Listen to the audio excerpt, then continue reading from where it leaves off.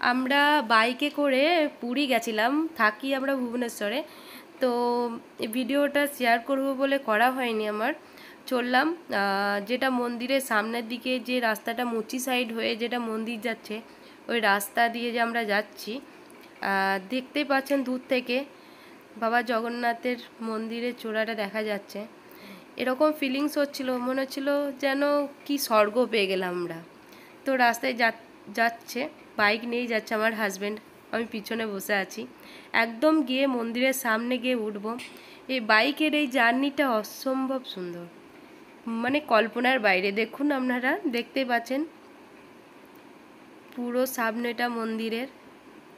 কিন্তু এখন প্রচুর কাজ চলছে মন্দিরের সাইডে, ওই জন্য লোকজনের এত ভিড়। বাইক খুব একটা সাজানো গুছানো নেই, তবুও বাইরে থেকে খুবই সুন্দর লাগছে দেখতে।